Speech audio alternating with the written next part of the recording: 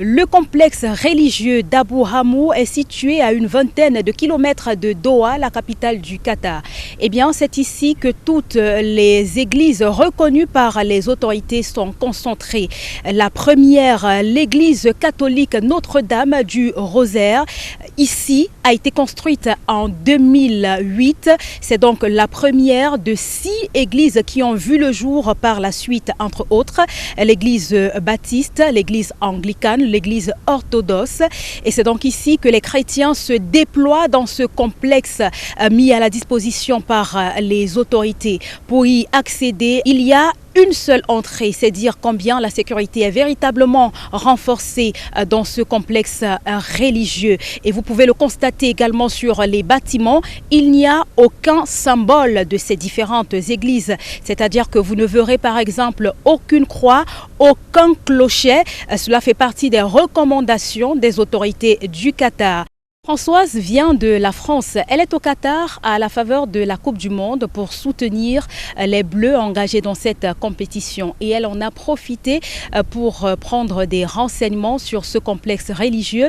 Elle a fait le déplacement de son hôtel jusqu'ici et au sortir de là, elle a plutôt un bon sentiment. Franchement, de savoir que je suis venue dans un pays arabe et puis que, bon, pas catholique, hein, parce que les catholiques, on doit les compter ici.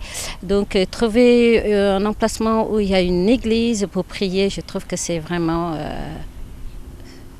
formidable, franchement. Alors, vous êtes au Qatar pour... Puis j'ai pu voir que voilà, toutes les messes sont dites en anglais et pas en français, mais c'est pas grave. Vous savez, quand vous êtes à l'intérieur, quelle que soit la langue, priez votre Dieu et c'est le plus important. L'église catholique Notre-Dame du Rosaire principalement compte aujourd'hui plus de 300 000 chrétiens, soit un tiers de la population locale. I am from India. This church, this is actually a Muslim country, right? So there is weekend in Friday.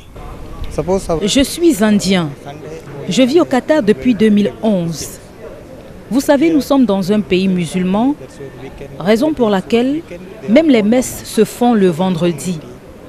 Si vous venez un dimanche comme aujourd'hui, vous ne verrez pas grand monde.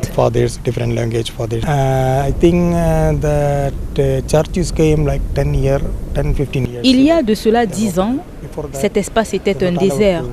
Et aujourd'hui, nous sommes heureux d'avoir ce complexe pour les chrétiens.